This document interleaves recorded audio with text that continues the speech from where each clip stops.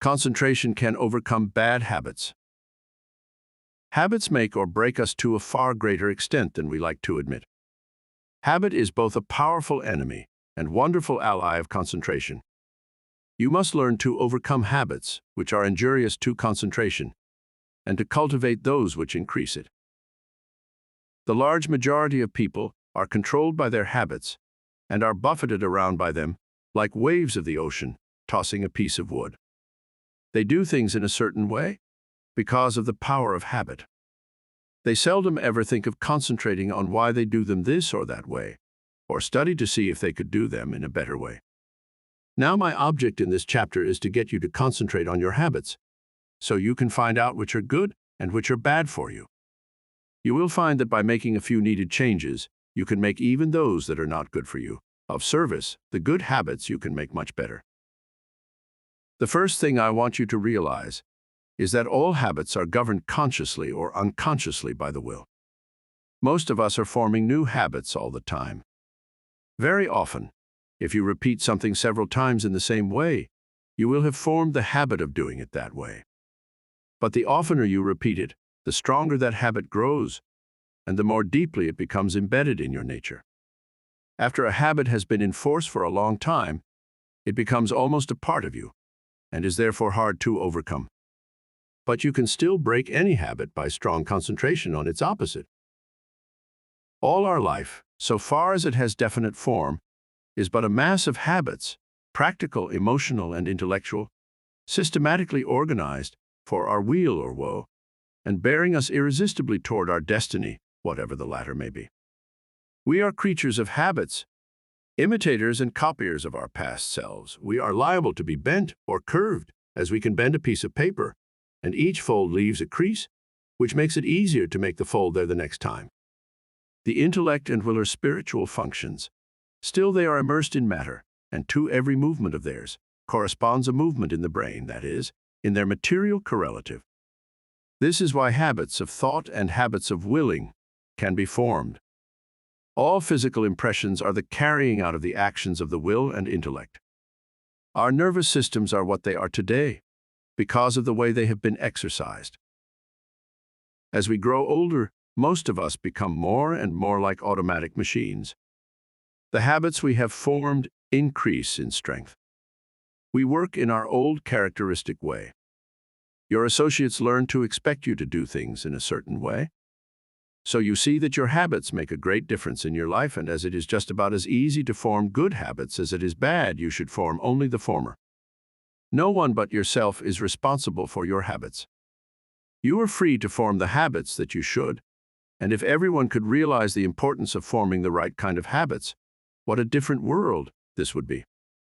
How much happier everyone would be. Then all instead of the few might win success. Habits are formed more quickly when we are young. But if we have already passed the youthful plastic period, the time to start to control our habits is right now, as we will never be any younger. You will find the following maxims worth remembering. First maxim: we must make our nervous system our ally instead of our enemy. Second maxim: in the acquisition of a new habit, as in the leaving off of an old one, we must take care to launch ourselves with as strong and decided an initiative as possible. The man that is in the habit of doing the right thing from boyhood has only good motives, so it is very important for you that you concentrate assiduously on the habits that reinforce good motives. Surround yourself with every aid you can. Don't play with fire by forming bad habits. Make a new beginning today. Study why you have been doing certain things. If they are not for your good, shun them henceforth. Don't give in to a single temptation, for every time you do, you strengthen the chain of bad habits. Every time you keep a resolution, you break the chain that enslaves you. Third maxim: never allow an exception to occur till the new habit is securely rooted in your life. Here is the idea: you never want to give in until the new habit is fixed, else you undo all that has been accomplished by previous efforts. There are two opposing inclinations. One wants to be firm, and the other wants to give in. By your will you can become firm through repetition. Fortify your will to be able to cope with any and all opposition. Fourth maxim. Seize the very first possible opportunity to act on every resolution you make, and on every emotional prompting you may experience in the direction of the habits you aspire to gain. To make a resolve and not to keep it is of little value. So by all means keep every resolution you make, for you not only profit by the resolution, but it furnishes you with an exercise that causes the brain cells and physiological correlatives to form the habit of adjusting themselves to carry out resolutions. A tendency to act becomes effectively ingrained in us in proportion to the uninterrupted frequency with which the actions actually occur, and the brain grows to their use. When a resolve or a fine glow of feeling is allowed to evaporate without bearing fruit, it is worse than a chance lost. If you keep your resolutions, you form a most valuable habit.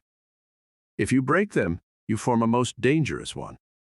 So concentrate on keeping them, whether important or unimportant, and remember it is just as important for this purpose to keep the unimportant, for by so doing, you are forming the habit. Fifth maxim. Keep the faculty of effort alive in you by a little gratuitous exercise every day. The more we exercise the will, the better we can control our habits. Every few days do something for no other reason than its difficulty, so that when the hour of dire need draws nigh, it may find you not unnerved or untrained to stand the test. Asceticism of this sort is like the insurance which a man pays on his house and goods. The tax does him no good at the time, and possibly may never bring him a return.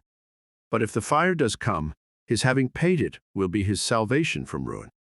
So with the man who has daily insured himself two habits of concentrated attention, energetic volation, and self-denial in unnecessary things, he will stand like a tower when everything rocks around him, and his softer fellow mortals are winnowed like chaff in the blast. The young should be made to concentrate on their habits, and be made to realize that if they don't, they become walking bundles of injurious habits. Youth is the plastic state, and should be utilized in laying the foundation for a glorious future. The great value of habit for good and evil cannot be overestimated. Habit is the deepest law of human nature. No man is stronger than his habits, because his habits either build up his strength or decrease it. Why we are creatures of habits. Habits have often been called a labor-saving invention, because when they are formed, they require less of both mental and material strength. The more deeply the habit becomes ingrained, the more automatic it becomes. Therefore, habit is an economizing tendency of our nature, for if it were not for habit, we should have to be more watchful. We walk across a crowded street. The habit of stopping and looking prevents us from being hurt. The right kind of habits keeps us from making mistakes and mishaps. It is a well-known fact that a chauffeur is not able to master his machine safely until he has trained his body in a habitual way.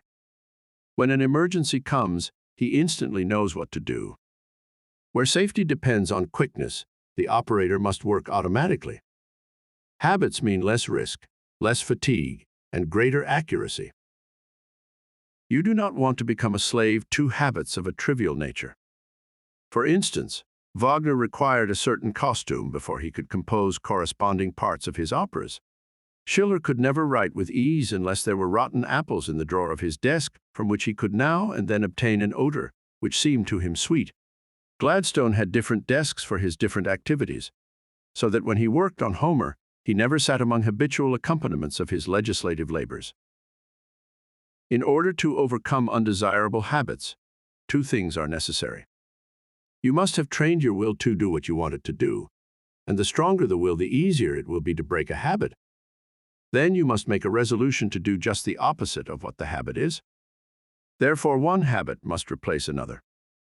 If you have a strong will, you can tenaciously and persistently concentrate on removing the bad habit, and in a very short time, the good habit will gain the upper hand. I will bring this chapter to a close by giving Dr. Oppenheim's instructions for overcoming a habit. If you want to abolish a habit, and its accumulated circumstances as well, you must grapple with the matter as earnestly as you would with a physical enemy.